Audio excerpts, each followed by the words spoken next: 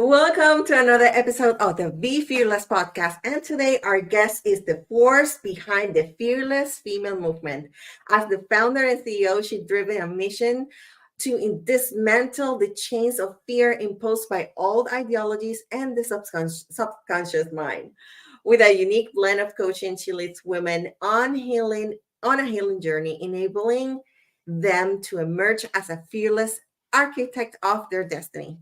She is the host of the highly acclaimed podcast, Journey of a Fearless Female, dropping new episodes every Monday, radiating her energy across all platforms. Let's welcome the one, the only Paola Rother. Welcome. Thank you. I feel like I have to bow with that applause. Welcome. So excited to have you here. How are you? I am doing good. It's a beautiful Monday here in Southern California, and I am loving this weather. I am loving it too. At least finally here in Virginia, we have a little bit of ray of sunshine, and it was great so far. I am so excited. So welcome. I've been waiting for this interview for a while. I can wait for the audience to know who is Paola Rosser. Who was she growing up? What was her dream? Oh, goodness. Who was I growing up? Well, I am one of 7 children. My mom and my dad were both Mexican American or Mexican immigrants, and I was the first Mexican American generation here, born here, what people call the anchor baby. Uh-huh. Um, and growing up was really difficult because I grew up in a very toxic home. My mother was a narcissist, or is a narcissist. She's still alive. My father was an alcoholic who passed away in 2006. And physical and emotional abuse was the norm in my family. And growing up, I always felt like I didn't belong. I was actually told to my face by my mother that she never wanted me. And my sisters and my brothers would mock me and make fun of me. And you know what? For a long time, I really hated myself and I hated my life. And, I've done so much research about child psychology. And when the child is growing up in an abusive home, whether it's physical, sexual, emotional, the child does not blame the parent, it blames itself. And that's what I did. I took on the blame. I felt like there was something inherently wrong with myself. And I felt like there was something that I could do to like win their love. And so then that created a type A personality. I became the best that I could be at school. And I loved school because that was the only place that I could actually get praise for my work. And so I became a straight A student. I was a cheerleader. I was on ASB. I mean, I was the first in my family to go from high school to college without getting pregnant in between. I graduated from college. I got my first corporate job. I was the first one to move out of my parents' house without getting pregnant or having to move out with a husband. Like I did all the things that I wanted to do American wise, because I didn't want to follow the stigma or the routine of like all other Mexican Americans. And I wanted to break the mold and just be American. And all I did, so you can run away from your problems and think that that's going to solve them. But in the back of my mind, I still had the subconscious record running that I wasn't good enough and I wasn't worthy and I was stupid and nobody really wants me and you're unlovable. And because that record played in the back of my subconscious mind, I tended to get I tended to get into really bad relationships. I got into narcissistic relationships with like men who were so narcissistic, who were also emotionally and physically violent. And I got into work situations where I worked for narcissistic, toxic bosses. And then I became friends with people who were narcissistic and toxic. And then I started to realize it wasn't until I was 33. Well, it wasn't until I was 33 that I realized I keep repeating the patterns, and then I'm back in the cycle of these toxic relationships. And my aha moment or my dark night of the soul was I've had many, but the one that really, really like had me doing like, okay, I have to get my life serious here is when I was 33 years old and I was dating this guy who I caught him cheating on me, and he put his hands around my neck and started choking me out. And I just remember we were outside of a restaurant, and I had this aha moment where I thought, I'm the problem. It's me. Hi. Hi. I'm the problem. It's me. I realized that I was the one in the equation, right? It wasn't my mom. It wasn't my dad. It wasn't my siblings. It wasn't my boyfriends or my friends or my bosses. It was me. I'm the one in the equation. And I actually spent that entire year after breaking up with him, um, sober, because like I was using all these other coping mechanisms to hide the feelings or hide or stop that record that played in the back of my mind that I wasn't good enough, I wasn't worthy, I was nothing, nobody loved me. I used alcohol, I used drugs, I used men. I did all the things to try to like silence that voice, and then I realized that those coping mechanisms weren't working, so that after that breakup I went completely sober. And I tried what everyone else tries, which is I went to church. I went to church 3 times a week, and I said the Lord's Prayer multiple times, and nothing really changed for me. And it wasn't until I was, really contemplating unaliving myself, and I was unemployed. I was living in a small studio apartment. I had a little Honda Civic that So, what happened in that moment? Because you just said something that is really impactful. What made you realize that it was not worth it to give up on yourself ooh, this is and a keep story. and This is a keep story that I love keep telling. moving forward? This is a story that I love telling, and it may be a little woo woo for some of your listeners, but this is what happened to me. Just And tell it like it is. this is what happened to me. So, like I said, after the breakup, I really didn't trust myself because I'm like, I keep making the same stupid decisions, Paola. Like, what is wrong with you? Like, there's something inherently wrong with you. And that negative voice that sits in the back of my mind that like plays the record when everything goes wrong, like, remember, this is the reason why everything's happening to you. It started getting louder and louder. And I became like, because I didn't trust myself in my decisions, I kind of became a hermit that year. Also, when you become sober, a lot of your friends stop talking to you. They don't really exactly invite you out anymore. And so I became a hermit, and I was alone in my small studio apartment a lot with my thoughts, which is kind of dangerous, you know. And so I got stuck with like my negative emotions and my negative thoughts. And I really did contemplate unaliving myself. And because I was unemployed, I got into the habit of drinking NyQuil to fall asleep so that I could sleep the day away and not spend any money because I was on unemployment, which I was only collecting $800 a month and my rent was 900. So do the math. Everything else was going on credit cards, and I was like drowning in debt. And so to add to my already grieving heart of like losing, you know, that ex-boyfriend and being, you know, not having a job and being in debt, I remember that night I had taken, you know, a lot of NyQuil. And that night I had the most incredible dream. I had a small studio apartment where the bed faced the door. And in 2006, my father passed away. And that was one of my biggest dark night of the soul. And I have still to this day, like, have gone down the rabbit hole of like near death experiences and what happens to people after they die. And I really missed my dad in that moment. I really felt like I wanted to go home with him. I didn't want to be here anymore. And I just kept thinking to myself, like, I just can't get it right. I just don't know what I'm doing here. And I would think to myself, like, I just don't want to do this anymore. Like, I obviously don't know how to do life. I keep making the wrong decisions. I keep dating the wrong men. I can't even keep a job. I'm unemployed. I can't even handle my finances because I'm drowning in debt. And I just don't want to be here anymore. And I mean, I know a lot of us have been in the same position. And that night, my father, who had passed away in 2006, now we're in 2013, so he's been gone many years. That night I had a dream. The door opened to my small studio apartment, and a beautiful white light came. And my father, who when he passed away was really not in a healthy way, was healthy and perfect. And he came to me, and I like leaped off the bed and I like hugged him, and I was like, "Puppy, I don't want to be here anymore." And he said to me, It's not your time. It's not your time. And he said, don't worry, everything's going to get better. I promise, in Spanish. And I woke up like I could barely catch my breath. And it was a dream, but like it felt so real to me. It felt so real. And right after that, I love the quote that says, when the student is ready, the teacher will appear.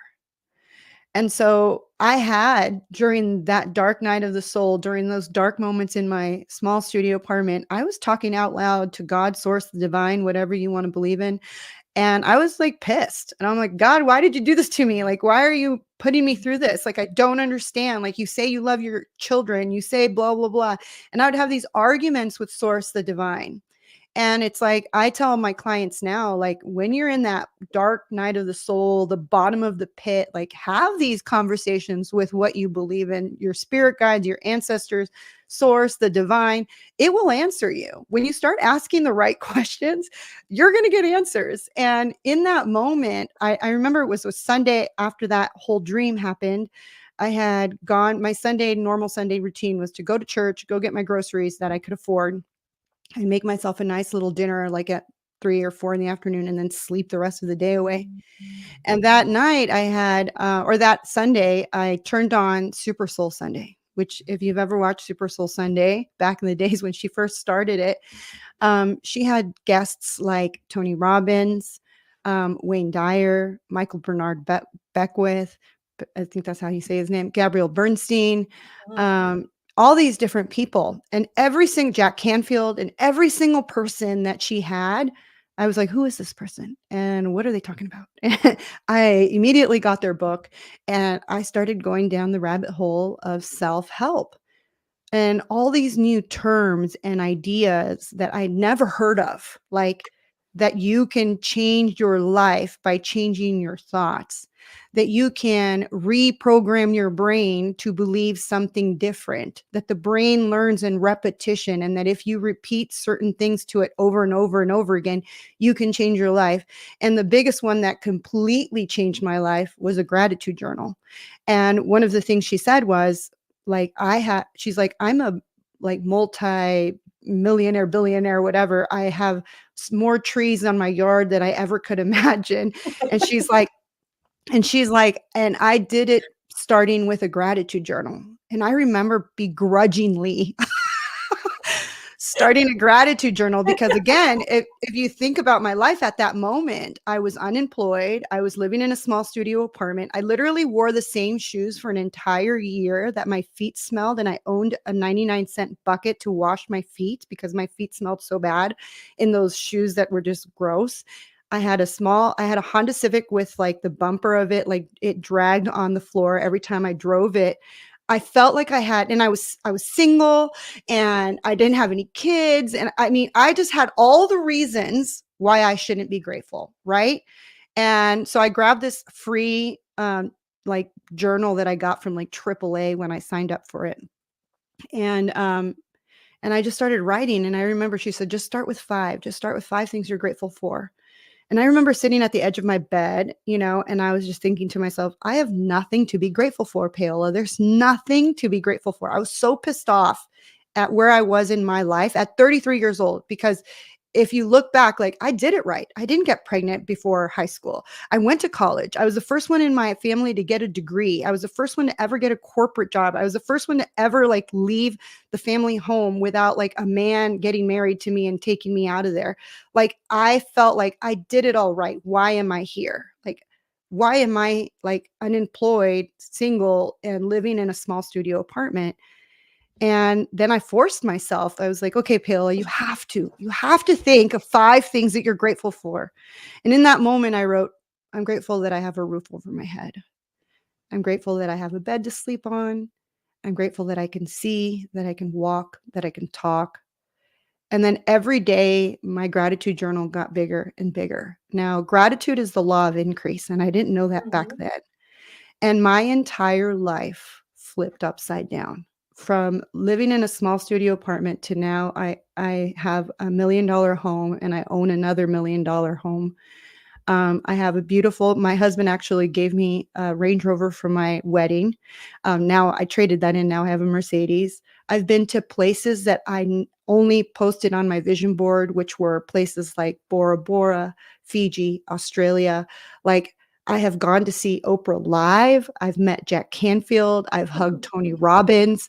Earlier, when Dagmar was on my podcast, like she mentioned Brendan Burchard, he was the officiant at my wedding. He married me and my husband. So yeah, my life has completely changed. I love him And so much. You have no idea how much his I'm telling you, his like, my program life has helped me. my life completely changed. Like, and to think that these Mhm. things that these people are telling us that weren't told to us in elementary school or high school or even college, how powerful our brain and our thoughts are. Like, Yeah. it's incredible that there's so many people out there that still don't know. And it's the reason why I'm a coach today, is because I thought, well, I don't have to tell these people anything. Like, there's Gabby Bernstein and there's Tony Robbins and there's Jack Canfield and there's all these people out there. But you would be surprised. Never even watched the movie The Secret. I've never read a book on self-help. I've never attended a conference. Have I'm glad no that idea. I'm glad I'm gonna interrupt you in there, but Okay, I go am ahead. so glad that you mentioned the secret because I was talking to my fitness coach this morning when we were talking about that. And it's incredible how that when you read the book and also watch the movie, how your mind's up and up on how, basically the obstacle is in your mind. You just have to open your mind to the possibilities. I'm so glad that you mentioned that because it's a great tool. Yeah. Well, when I first got the book, The Secret, was in 2008. So my father passed away in 2006, and that was a whole nother dark night of the soul. But in 2008, my friend gave me the book, The Secret. And I'm telling you, the first time I read that book, I said, well, that shit ain't going to happen for me. I'm Mexican. Stuff like that does not happen to me. I'm Mexican and that's not going to happen. That shit might work for white people, but that shit ain't going to work for me. And honestly, because I'm a researcher at heart and I will read anything and watch YouTube videos and listen to podcasts and like get into the subreddits and try to figure things out, like I tried to debunk The Secret. So I took every little tool that they told me to do, like a vision board, like thinking about a perfect parking spot in front of Target, like going to the dealership and sitting in the car. Like, tell me why every single thing worked. It Tell me works. why I got my Range Rover. Tell me why I flew to Bora Bora. Tell me why I've flown first class in private. Tell me why I've had like have a beautiful husband that like loves and adores me. And like, tell me why every single thing that I tried to disprove actually worked. Yeah. So I tell my clients now, like, and I tell people that I talk to that have never been down the rabbit hole of self-help or been down the rabbit hole of learning about like, the laws of the universe or manifestation or how all these things. I tell them, try it out then. Don't take my word for it. Spend the time to test it, research it, do the scientific method. Take notes, write your hypothesis, and then like test it out, and then trust, and then like just watch the Exactly. results, and then come back to me and tell me this shit doesn't work. Right. Now, yeah, exactly. I totally agree. Now, you mentioned something that I want to kind of like pick your brain in because obviously you are Latina. I am Latina. I'm from Puerto Rico. Um, and there you mentioned that, oh, that this thing doesn't happen to me. I mean, who's not going to happen to me? I'm Mexican. Do you think that Mexican American or Hispanics or Latinos around the world think of themselves less because of their ethnicity? Is that something that influences in the way that we view success or Well, compare ourselves to other people? I don't want to use it as a blanket statement Yeah, because I'm not saying as a because blanket, but well, because I want people to understand that, it all goes back to what you were taught from 0 to 7. So okay, I if you want to go down the rabbit hole, listen to books from Joe Dispenza and Bruce Lipton. Like, our brain is just like constantly downloading information from 0 to 7. So growing up in the environment that I grew up in, like I was always told like that white people were up here and we were down here. And my mom and my dad didn't speak English. And I not only was told this, but I watched my parents be treated less than because they couldn't speak the language, because they couldn't fill out forms by themselves, because they couldn't order food by themselves. Like, I watched people treat my family differently. And even now, my sisters, all three of my sisters have their master's degree, but because they have an accent, they're treated differently. So it's the reality of the world of like how people see other people. But but it's also how you feel about yourself, because the world could say one thing, but it also depends on like how you feel about yourself. Because obviously Oprah is a beautiful example of like somebody who doesn't fit the mold of what people think people should look like, and she doesn't have the skin color of what people think is success, and yet she's the most successful woman in the world, right? It all depends. It's all about what you think about on the inside. So going back again to how powerful our thoughts are, well, my thought growing up was that we were down here, and that I will always be a worker bee, and it'll always be hard to live, and I'm going to struggle and live paycheck to paycheck, and money is hard to come by, and Mexicans don't go to therapy, and this and that. Like, I had so many ideologies that were given to me between 0 and 7 by not only the people that raised me, but by the people that I was around. So yeah, it to me, like, that was my first idea. I've met so many other Mexican people who are like, I think I'm the best. I'm the most. Yeah, but you probably had loving parents who told you were the best and you were great and you were awesome. I did not have the same experience. And that's why it's so important that people understand that they have to do the healing journey for them to like actually manifest and do all the great things, because that's where I went wrong. The first time I got the book The Secret was way before that guy choked me out.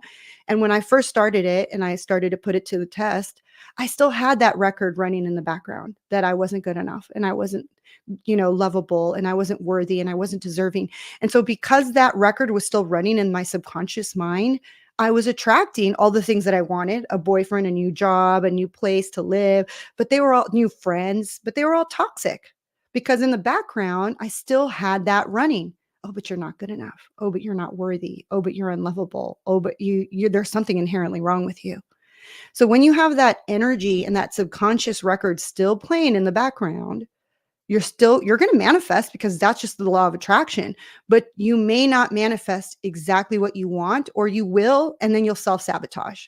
So that's why now, like, I'm an emotion and body code practitioner, and it deals with tapping into your client's subconscious mind and finding where you recorded this message and deleting it, and just being like, no, we're going to remove that and release that from your subconscious mind.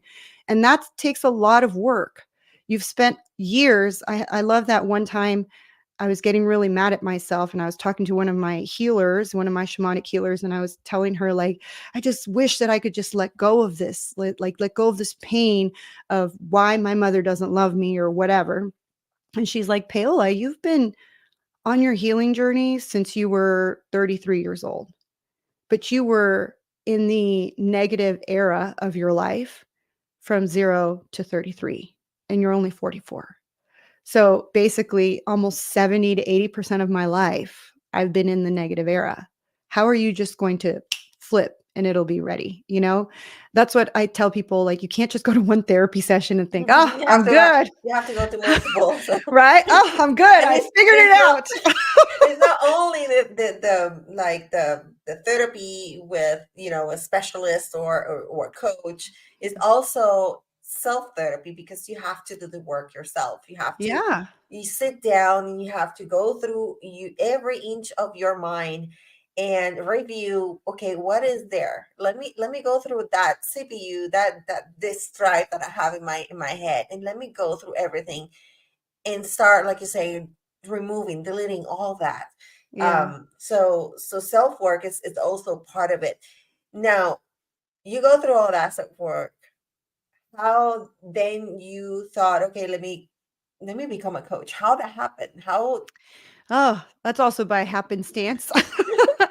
So my husband is actually the co-founder of a company called Kajabi, and I never knew what Kajabi did. I was actually his property manager, and I just always saw them like hanging out in the building, like, running their little skateboards everywhere. And I'm just like, what's going on over there? Well, eventually, like, my husband asked me out on a date, and we went out on a date, and we've been inseparable ever since. He's my soulmate. I love him to death. And he told me, he's like, you should be, because at the time I was doing what I called accountability groups. And the reason why I started accountability groups is because I had read the book, uh, 21 Success Principles by Jack Canfield.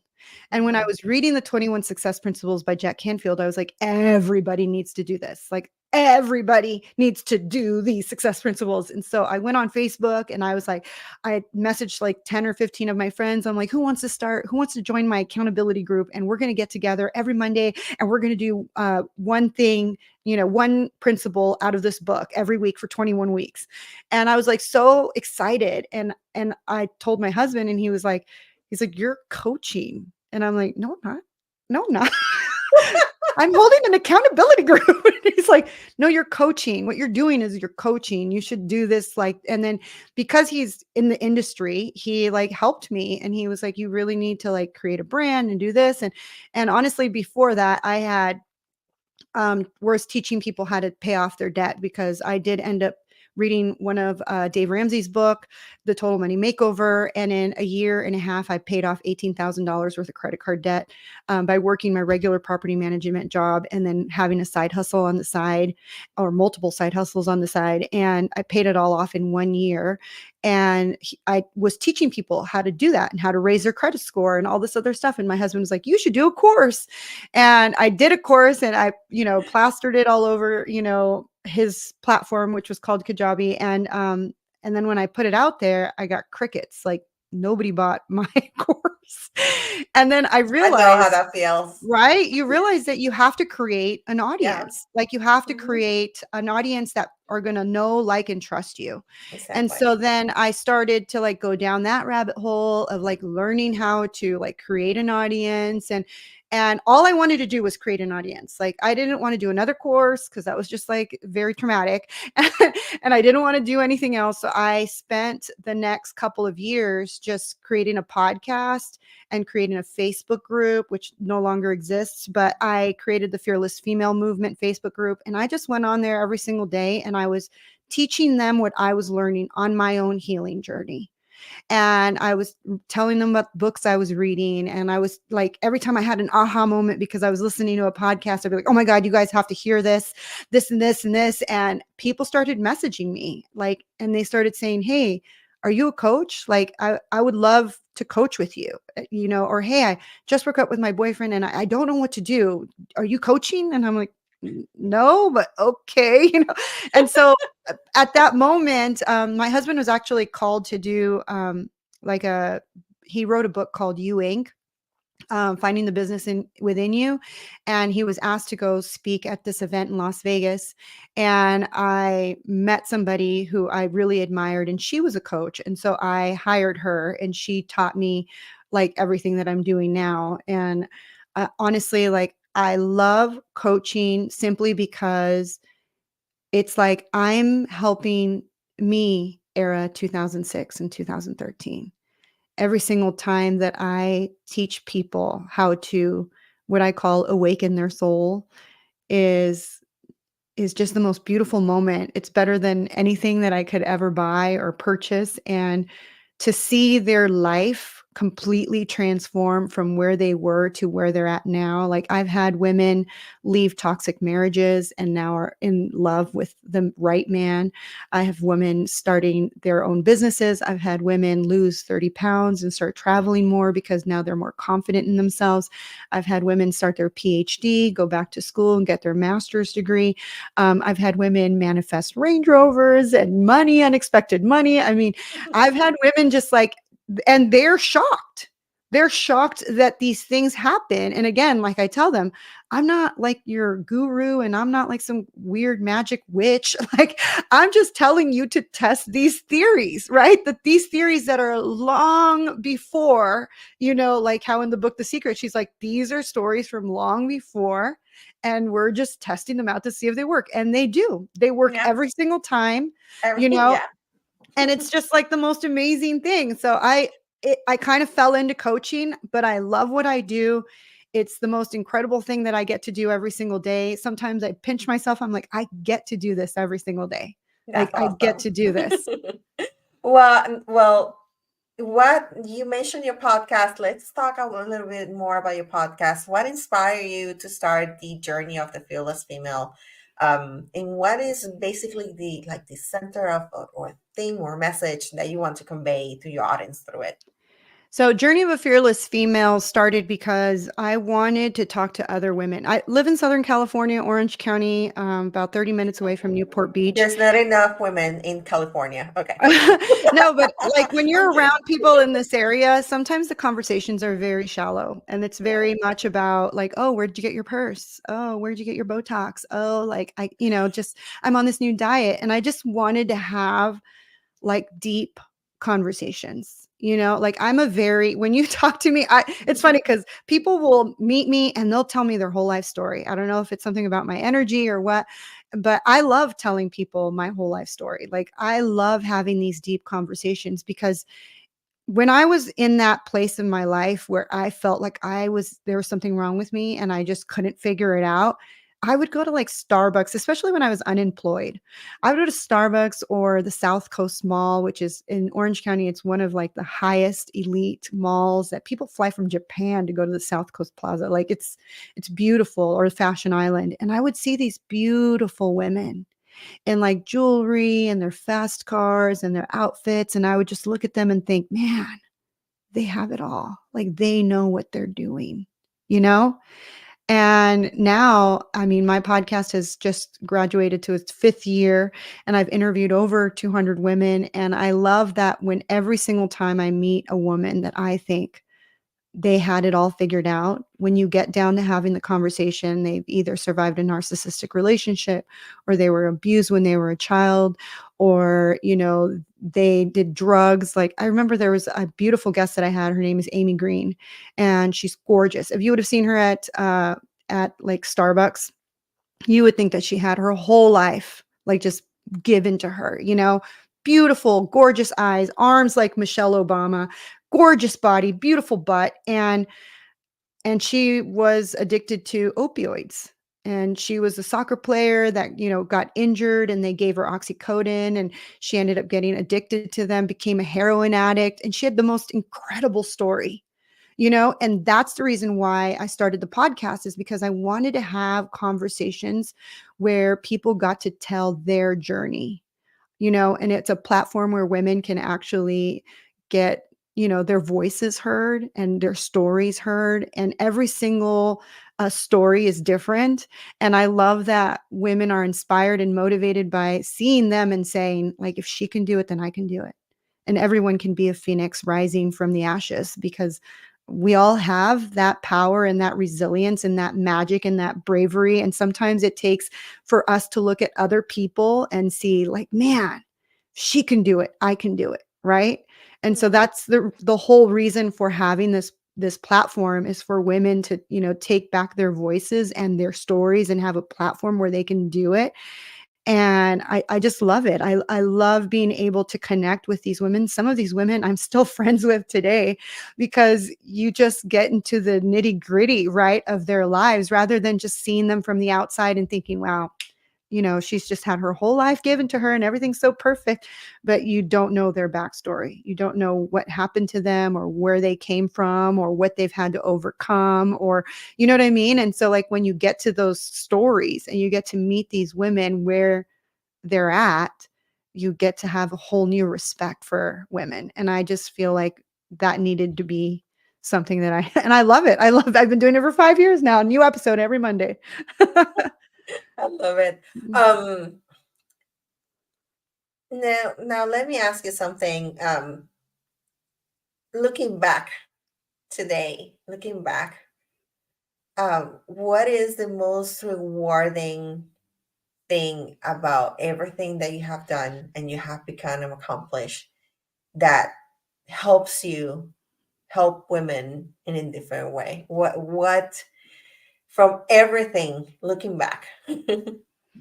I feel like the most rewarding thing is knowing that women have taken back their power and realizing their self-worth, realizing that they can overcome anything, and that even though it feels like your whole entire life is falling apart, because I've had many clients who like come to me at the beginning of their healing journey, whether somebody just broke up with them or they lost their job, or someone passed away in their life and they just feel like there's nothing left to live for, or there's no way they'll ever rebuild. Watching their lives completely transform and finding the light in the darkness again makes it all worth it for me, because I was that person that was lost in the darkness.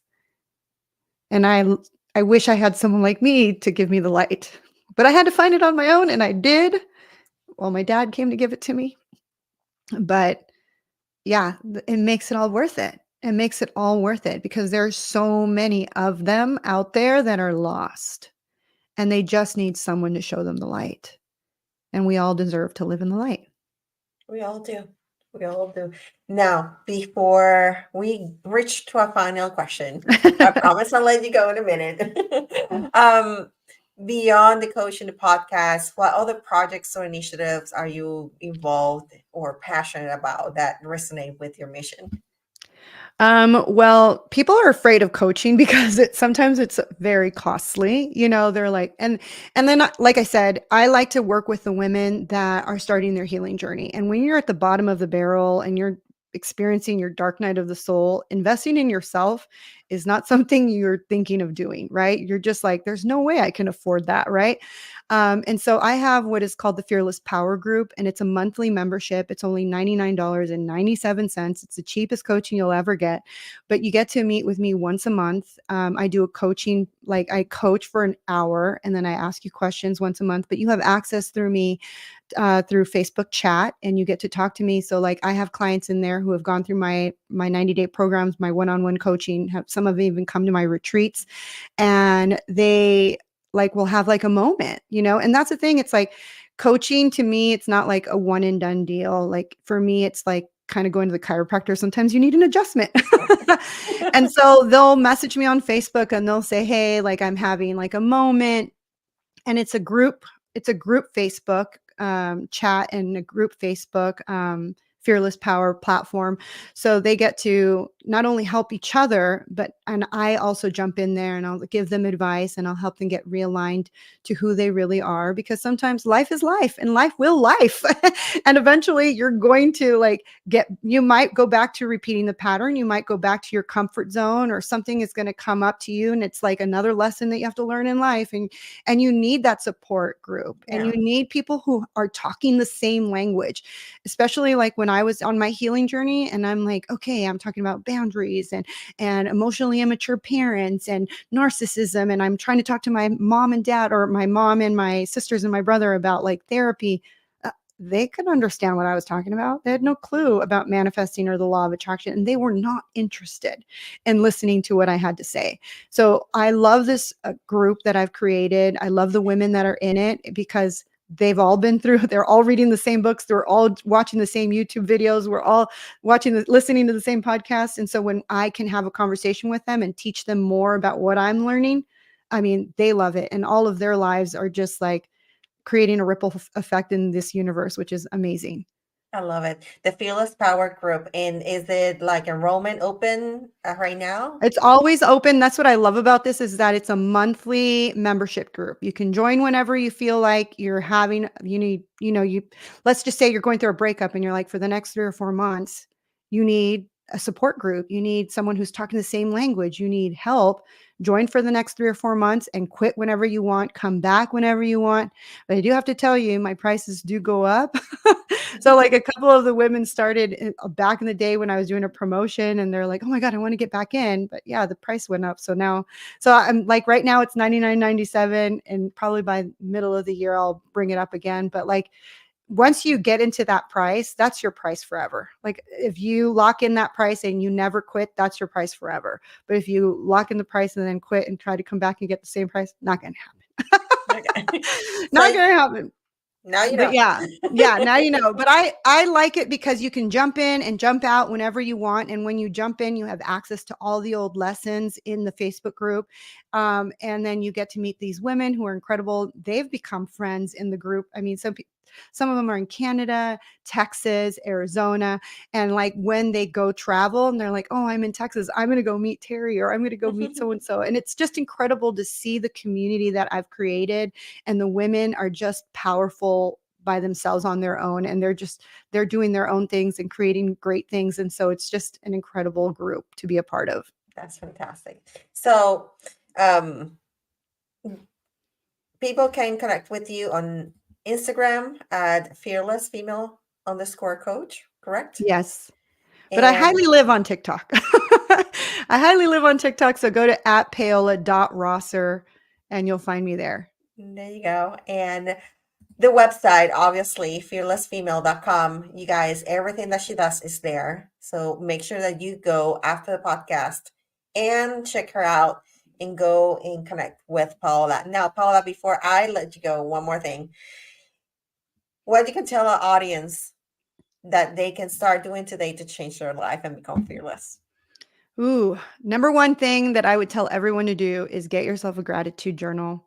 Doesn't have to be special. I mean, my first one was a AAA giveaway, little booklet that they gave. It had blank pages on it. Just grab a notebook and make sure it's something that you can physically write and not type in on your phone. But um, and then write every single day, whether it's in the morning when you wake up and you're having your cup of coffee, or at night before you say your nightly prayers or turn off your lamp. Write 5 things that you're grateful for. It is the most incredible tool that will change your life, because gratitude is the law of increase. The more that you can be grateful for what you have now, the more that you're going to be blessed with more things. I love that in the book, The Untethered Soul, he gives an example of how, this might be a little bit too long, but it's okay. I want to share this because this is my favorite thing. Okay. So in the book, The Untethered Soul, he says, when God comes down and says to you, like, how do you love it here? Oh my God, don't you like this earth, this beautiful place that I created? And you say, no, I hate it here. It's too hot. Sun is blistering my skin, and I hate these little mosquitoes, and I'm just so sick of this place. The wind is howling and it just keeps me up all night, and these damn birds won't shut the F up, right? Do you think God's going to be like, oh, I'm going to give them more? No, right? So then he goes to the next person and he's like, how do you like it here? And that person's like, I love it here. I love the way the wind caresses my skin. I love the way the sun envelops me with warmth. I love that I can see. I love that I can talk. I love that I can walk. I love the clouds. I love the birds. I'm so grateful to be here. Do you think God's going to give that person more? Because God can only give you more than you can handle, right? So the more you're grateful for things that you have now, the more blessings you will become. It's crazy the way it works. I don't know how it works, but it works. But it works. Again, put it to the test, be your own scientist and do your own like scientific research, and trust that this will work. Get yourself a little journal. And actually, if you want to, I'm going to just do this for your audience. Send me a message on Instagram and say, I would like a journal, and give me your address, and I will freaking mail you with free journal so that you could start doing your gratitudes today, because I'm telling you, it will revolutionize your life. That's awesome. Thank you so much, Paula, for being with us. I truly appreciate you sharing all your wisdom, your story, and inspiring the audience like always. Thank you. Thank you. Thank you for having me. Thank you so much. You guys, you heard her. Don't forget.